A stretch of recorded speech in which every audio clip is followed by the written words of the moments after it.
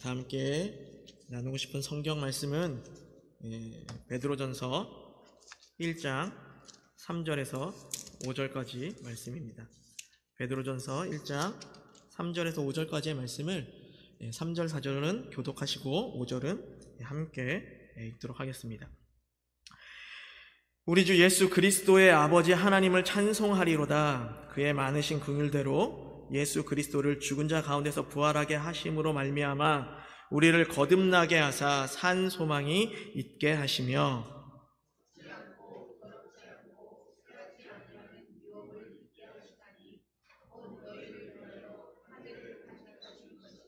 함께 읽겠습니다. 너희는 말세에 나타내기로 예비하신 구원을 얻기 위하여 믿음으로 말미암아 하나님의 능력으로 보호하심을 받았느니라. 아멘. 2024년 현재를 살아가는 우리들은 그 어느 때보다도 편리하고 건강하고 질 높은 삶을 영위하고 있습니다. 교통수단의 발달과 통신수단의 발달 등이 우리를 매우 편리하게 해 주었죠. 근데 그 무엇보다도 우리의 삶의 질을 진짜 그 한 단계, 두 단계, 세 단계 이제 업그레이드 시켜준 것은 제가 생각하기에는 바로 이 스마트폰이 아닌가 생각이 되어집니다. 스마트폰은 2000년 초기에 발명이 되어서 많은 사람들에게 이제 보급이 되었는데요. 스마트폰 하나로 얼마나 많은 것들을 할 수 있습니까? 전화는 물론이고요. 전화보다 더 전화는 가장 적게 사용을 하는 것 같아요. 오히려 뭐 검색하는 거라든지 유튜브라든지 뭐 사진 찍는 것 모든 것을 스마트폰 하나로 다 이제 할 수가 있죠. 저는 이제 스마트폰을 사용을 하면서 굉장히 좋았던 게 첫 번째는 스마트폰 하나로 모든 결제가 다 가능하니까 지갑을 안 들고 다니게 되는 게 전 너무 이제 편하더라고요. 여성분들은 이제 어떨지 모르겠지만 남자들은 지갑을 갖고 다니면은 이 외투를 입지 않았을 때는 바지 주머니에다가 이제 지갑을 이제 꽂고 다니거든요.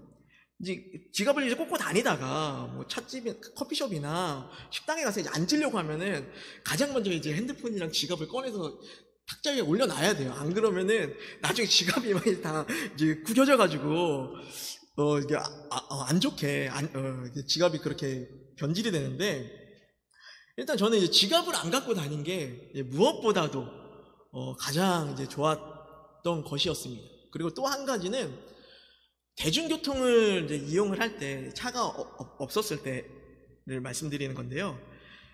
제가 이제 어디 모르는 곳을 찾아가야 되는데 검색을 하면은 길 찾기만 하면은 대중교통으로 몇 번을 타고 뭐 어디서 내려서 다시 환승을 하고 뭐 이런 것이 너무 자세하게 잘 안내를 해주는 거예요. 그리고 심지어는 버스가 몇 분 뒤에 도착한다라는 것도 그런 것도 이제 알려주니까 시간을 허비하지 않고 그냥 그 버스 시간 딱 맞춰가지고 나가는 게 저는 너무너무 좋더라고요. 또 심지어는 지하철을 환승할 때는 최소 환승 거리를 계산을 해줘서 어느 그 칸마다 그 번호가 있잖아요. 지하철 칸마다 번호가 있는데 몇 다시 몇을 타면은 최소 환승을 할 수 있다. 이런 것까지도 이제 스마트폰으로 이제 다 이제 알려주더라고요. 이런 것이 너무너무 편리한 그런 이제 기능이고 저의 삶의 질이 굉장히 높아졌다라고 느끼는 그런 이제 부분이었습니다. 또 이제 사진을 우리 한번 이제 보겠습니다. 숫자가 이제 크게 이제 나와 있는데요. 이 사진은 역사적으로 본 서구의 그 평균 수명을 표시를 한 겁니다.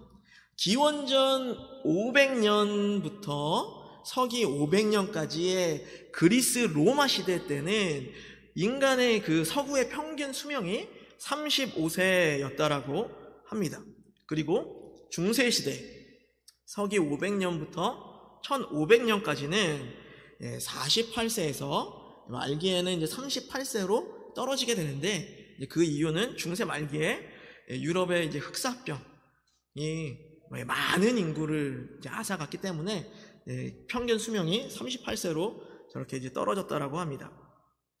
그리고 대영 제국 시대인 1850년에서 1900년대의 수명은 40세였고요. 그리고 근현대사인 1900년부터 1950년대까지는 남자는 70세, 여자는 75세, 그리고 오늘날 남자는 82세, 여자는 85세가 평균 수명입니다.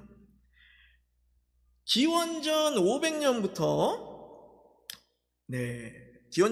서기 1900년까지 대영제국 시대까지 약 2400년 동안의 평균 수명을 보면은요, 평균 수명이 약 한 37, 8세 정도, 그 정도 됩니다. 만약에 집사님들, 권사님들께서 이 당시에 사셨더라면은 최장수자로 어쩌면 역사에 이제 이름까지 해서 기록이 되었을 수도 이제 있을 것 같아요. 이 당시에 주요 사망의 그 원인은 전쟁이었고요. 그리고 영양실조였고요. 질병이었습니다. 질병 중에서는 결핵, 장티푸스, 천연두, 성홍열, 콜레라, 위장염 등이 이 당시에 주된 사망을 일으키는 질병이라고 했는데요. 이러한 병들은 지금은 이런 병들로 죽는 사람은 거의 없죠. 그리고 영양실조로 죽는 사람도 거의 없습니다. 이렇듯 2024년 현재를 살아가는 우리는 이렇게 또한 이제 건강한 삶을 영위를 하고 있습니다. 이렇게 우리가 삶의 질이 높아졌고 또 굉장히 건강한 그러한 삶을 살고 있음에도 불구하고 지금의 많은 사람들은 앞날에 대한 걱정과 불안으로 살아간다는 것이 굉장히 아이러니합니다. 우리의 삶의 질은 이렇게 윤택해졌는데 수많은 사람들이 우울증에 걸립니다. 그리고 극심한 스트레스로 인해서 공황장애, 정신분열에 시달리고 있습니다. 자살률은 늘어나고 출산율은 줄어드는 이러한 세대가 되었습니다. 우리의 삶의 질은 이렇게 높아졌는데 그 어느 때보다도 어두운 면이 생겨난 이유가 무엇일까요? 그것은 미래에 대한 소망을 갖는 것보다는 미래에 대해서 더 걱정하고 두려워하는 것 때문인 것 같습니다. 집 걱정, 결혼 걱정, 자녀 교육 걱정, 이런 여러 가지 걱정거리들 때문에 자신의 삶을 더욱더 윤택하게 누리지 못하고 힘들어하는 것이죠. 예수님께서 부활하시고 40일 동안 제자들과 함께 계셨습니다. 제자들은 정말 죽었다 살아나신 예수님을 봤을 때 제자들의 마음은 어떠했을까요? 이분은 정말 하나님의 아들이시구나. 이분을 통해서 우리가 진짜 구원을 얻을 수가 있구나. 예수님이 죽음을 이기시고 오셨는데 이제는 본격적으로 하나님의 일을 하지 않을까? 이러한 기대감으로, 소망으로 굉장히 충만해 있었겠죠. 그런데 예수님은 단 40일 정도만 제자들과 함께 하셨습니다. 그리고 나서 하늘로 올라가시면서 제자들에게 다시 오겠다 라고 이렇게 말씀을 하시고, 그 대신에 나는 가지만 내 대신에 성령님을 너에게 보내줄 거다라고 이제 약속을 하셨어요. 그러면서 예루살렘을 떠나지 말고 성령님이 오실 때까지 성령님을 기다려라. 근데 제자들은 예수님의 말씀대로 예루살렘을 떠나지 않고 열심히 매일 모여가지고 성령님을 기다리면서 기도하고 예배를 했습니다. 근데 정말로 성령님이 오셨죠. 막 가슴이 뜨거워집니다. 그리고 입에서는 알 수 없는 말들이 막 나오게 됐어요. 이때 제자들의 마음은 어떠했을까요? 와, 예수님이 약속하신 성령님이 진짜 오셨네? 그러면 곧 예수님도 오시겠지. 그래, 예수님 잠깐 하늘에 가셨다가 금방 오실 거야. 그래서 이 땅에 모든 악한 것들은 모두 다 파고 진짜 하나님의 온전한 거룩한 나라를 완성시킬 거야. 이러한 기대감이 충만했을 것입니다. 예수님이 반드시 오실 것이라는 그 확신에 찼을 것입니다. 근데 1년이 지나도 2년이 지나도 3년이 지나도 예수님 안 오세요. 오히려 더 예수님을 믿는 사람들을 핍박하는 그 핍박의 수위가 점점 높아집니다. 그들 마음 가운데는 소망으로 가득 찼고 확신으로 가득 찼었지만 시간이 지날수록 두려움이 그들의 마음에 계속해서 차고 있었다라는 것이죠. 그래서 어떻게든 이 결정을 해야 돼요. 정말 예수님이 오시거나 아니면은 이 그리스도의 돌을 버리고 떠나거나, 이러한 상황 가운데 굉장히 큰 고민을 하고 걱정으로 쌓여 있을 때 사도 베드로가 성도들에게 이러한 이야기를 합니다. 오늘 읽었던 말씀이죠. 베드로전서 1장 3절 말씀을 저희 다 같이 함께 읽도록 하겠습니다. 우리 주 예수 그리스도의 아버지 하나님을 찬송하리로다. 그의 많으신 긍휼대로 예수 그리스도를 죽은 자 가운데서 부활하게 하심으로 말미암아 거듭나게 하사 산 소망이 있게 하시며. 아멘. 성도들이 이러한 소망을 잃어버리고 두려움 가운데 사로잡혀 있을 때, 걱정으로 가득 차 있을 때 베드로가 이렇게 이야기를 했습니다. 하나님께서 예수 그리스도를 죽은 자 가운데서 부활하게 하셨는데 이것이 너희에게 산 소망이 된 것이다.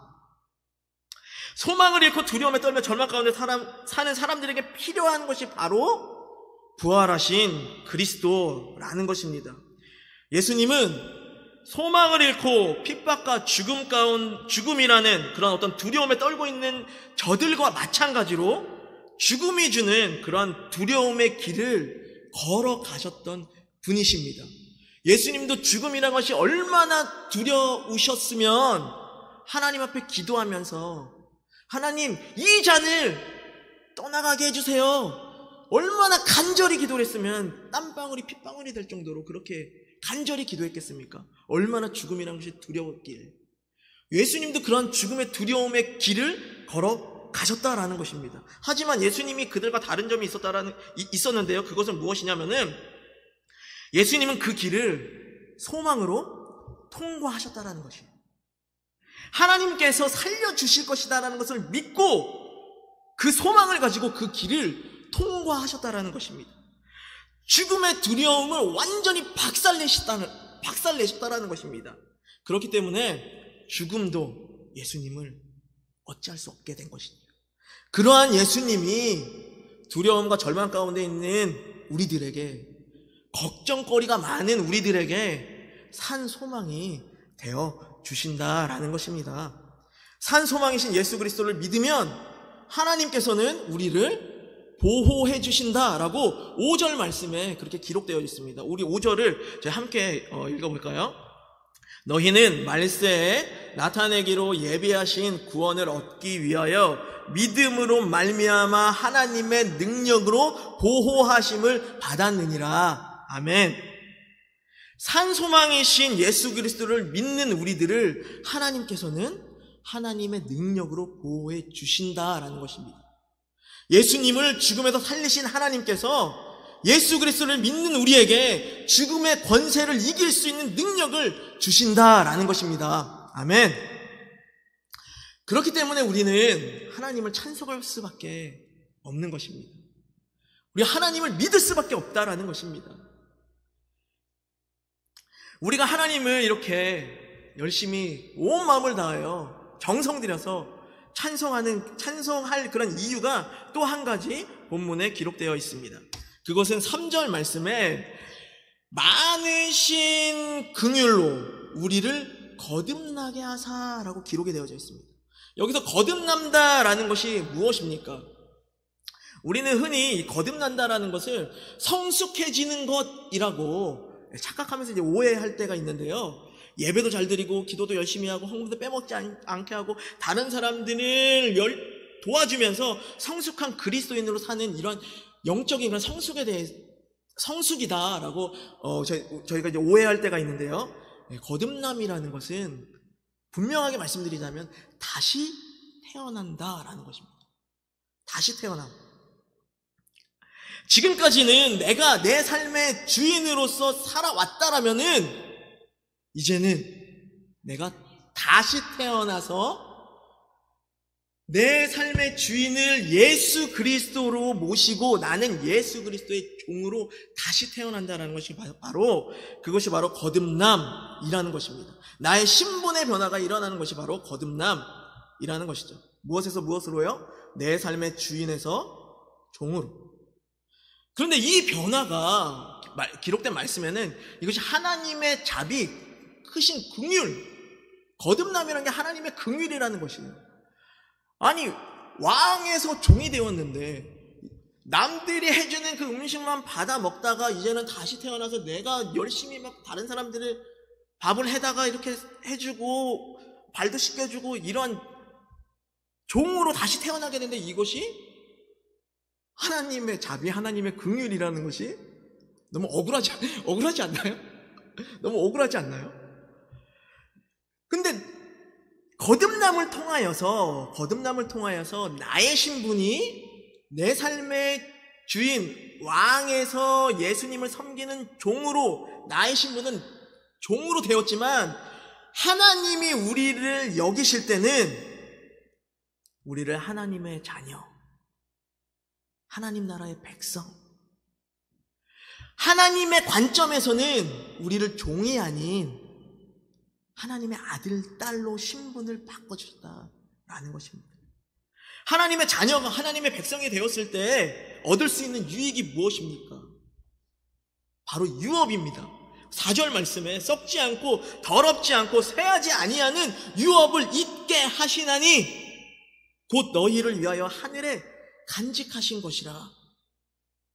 하나님께서는 거듭남으로 하나님의 자녀된 우리에게 썩지 않고 더럽지 않고 쇠하지 않는 그 유업을 잊게 하실 자격을 우리에게 주셨다라는 것이죠.